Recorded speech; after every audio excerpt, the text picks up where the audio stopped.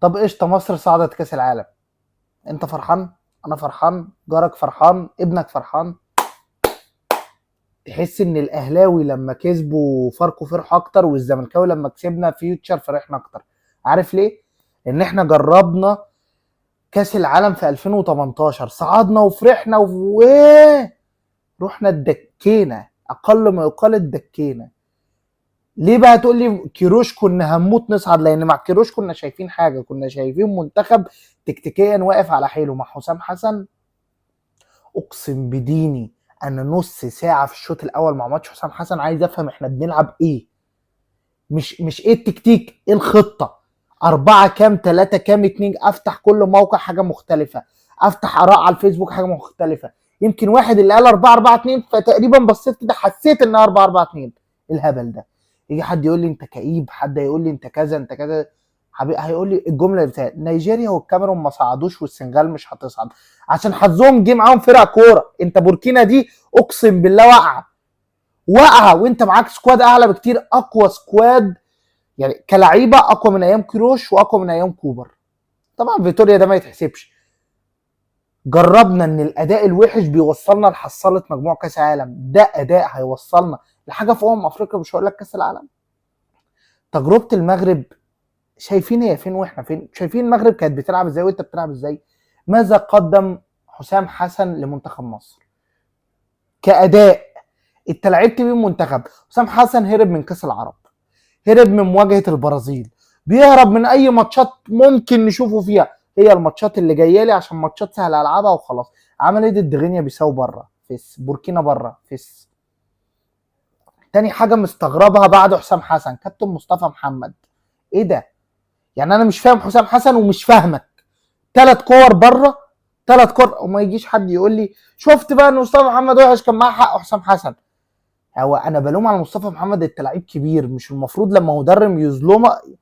انت لعيب كبير، مش المفروض لما مدرب يظلمك تيجي تقول بقى لا والله انا متضايق، لا انا مش مبسوط، وتبقى نفسيا وحش وتضيع 3 كور؟ لا، المفروض عادي انت جاهز ال 90 دقيقه انك تجيب جول. حسام حسن غلطان انه ما لعبوش في الدقيقه الاولى ومدمره نفسيا.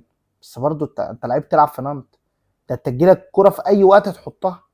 الوم على حسام حسن ان ما لعبوش وبيعامله نفسيا كده ومش مجهز اللعيب نفسيا، والوم على مصطفى محمد انه مستهتر كده. حاجه غريبه جدا. عايز اعرفكم بس ان دلوقتي لعبه انفورم تقدروا تشتروها، متاحه دلوقتي، بنشحن لجميع المحافظات. ده شكل البوكس وده شكل العلبه من جوه، هتجيلك كده. ال 15 كارت دول هيبقوا منفصلين لوحدهم، دول كروت التحدي. كارت التحدي ده اللي لازم تخلصه عشان تاخد البوينتس وتكسب صحابك. 3 لعيبه من الهجوم، لعيب واحد بس من خط الدفاع، وتحديات كتير، مش التحدي ده بس، بيجيلك ميسي وكريستيانو كده، وعندك بقى لعيبه كتير زي هالاند وميسي وكريستيانو وصلاح ودونجا وحسين الشحات عندنا في اللعبه برضو بريتنجز مختلفه. عايز تفهم اللعبه بالظبط؟ خش على صفحتنا على التيك توك او على اليوتيوب، هتلاقي فيديو لشرح اللعبه. ادخل دلوقتي اشتريها والحقها قبل ما الخصم يخلص. حسام حسن لعب بمحمد شناوي في الجون، جنبه خالد صبحي ورامي ربيعه. انا متفاهم رامي ربيعه، مش متفاهم خالد صبحي. يا خالد صبحي احسن من حسام عبد المجيد، انا بشتم حسام عبد المجيد بس خالد صبحي ده في الاتحاد واقع. محمد هاني، محمد حمدي. نص الملعب مروان عطيه واحمد حسن كوكا.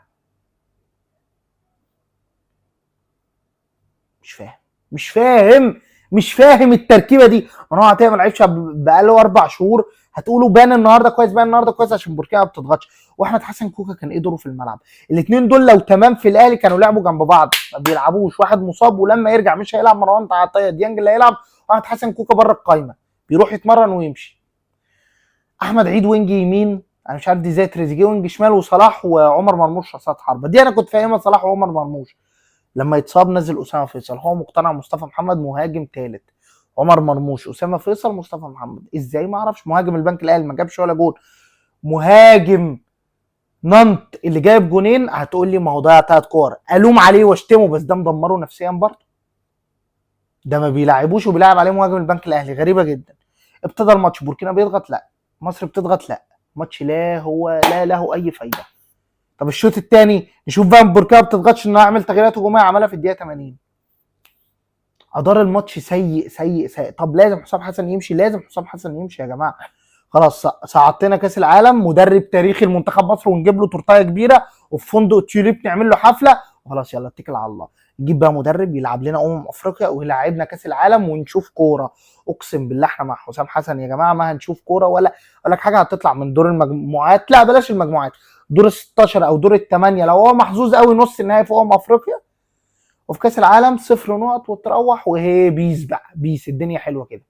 رصيد الحظ عند حسام حسن هيجي في فتره هيخلص، هيخلص. انا بنبهكم لازم حسام حسن يمشي لو عايزين نشوف مصر في كاس العالم. هنفضل برضو الخروج المشرف بالنسبه لنا انجاز. طب ما تونس بتوصل، تونس وهم 32 فريق بتوصل، 48 فريق بتوصل، وبقى وكسبت فرنسا في كاس العالم مع ان هي اساميها واقعه اقل مننا.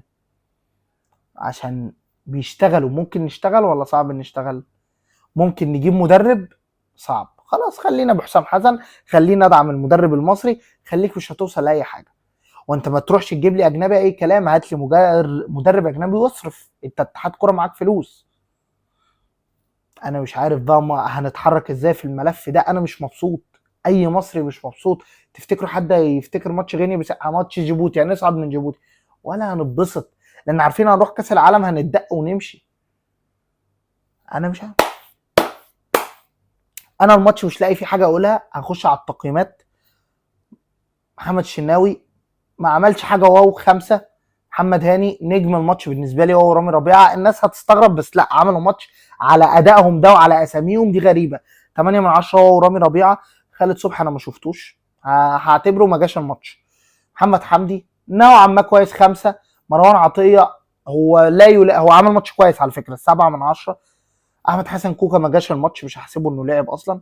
تريزيجيه لا اله الا الله محمد رسول الله مع مصر ومع المنتخب.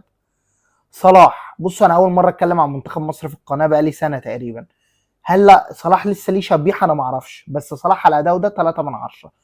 بطيء في الالتحامات، ضعيف في الالتحامات، كل حاجه وحشه، كل حاجه وحشه.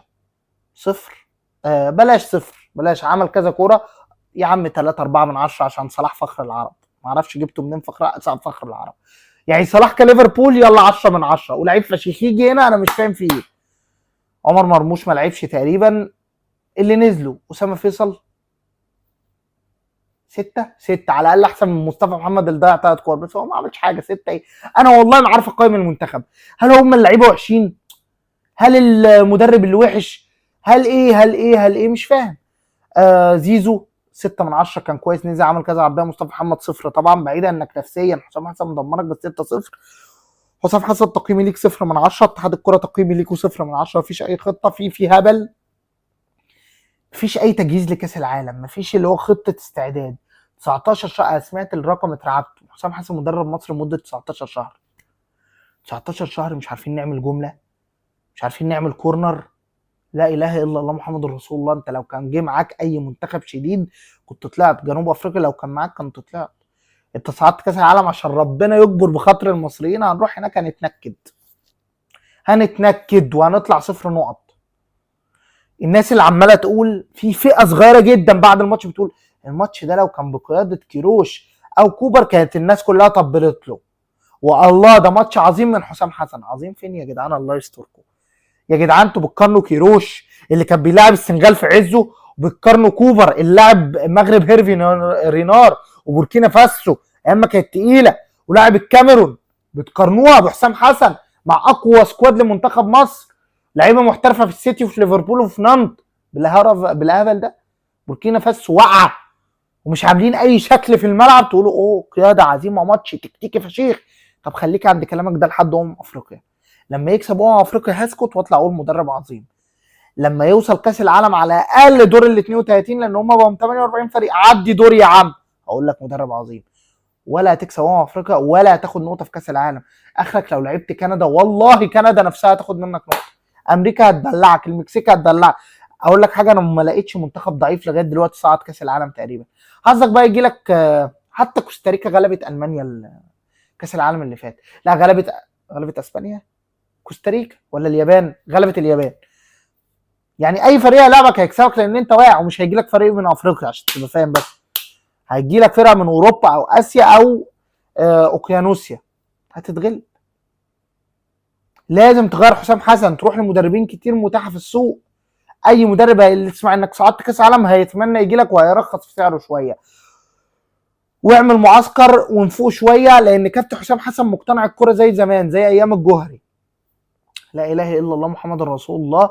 انا هعمل معسكر شهر قبل البطوله، لو عايز يعمل كده قبل افريقيا قبل كاس العالم انا شايف فايده. هجيب لعيبه محليه ما حدش يسمع عنها اي حاجه عشان ابان عبقري والعب 4-4-2. انا مش فاهم ايه اللي احنا بنقدمه ده. وسمعت كابتن سيف زاهر بيقول لك احنا اخر 9 ماتشات مقدمينهم تحفه. ايه؟ ماتش اثيوبيا اللي فات ده كان تحفه. انا والله ما عملت عنه حلقه وما كنتش عايز اعمل حلقه على الماتش ده، بس قلت بقالي كتير ما طلعتلكوش. واقول لك حاجه، الفيديو ده لا هيجيب فيوات على اليوتيوب ولا على التيك توك، وحقكم لانه محدش مبسوط ومحدش مهتم ومحدش عايز يتفرج. وقابلكم في حلقه المصري الجايه. بس بفكركم انك تقدر تشتري لعبه انفورم دلوقتي بالديسكاونت. ابعت لنا على صفحه التيك توك عشان نحجزها لكم ونشحنها لك باذن الله. في نهايه الحلقه ما ننساش ندعي لاخواتنا في غزه ربنا ينصرهم. حلقه كئيبه جدا، حلقه ما فيهاش اي شغف. انا طهقان وانا بصورها لاني مش فاهم اي حاجه في الملعب. دي مش كره قدم، ده عك في عك. سلام.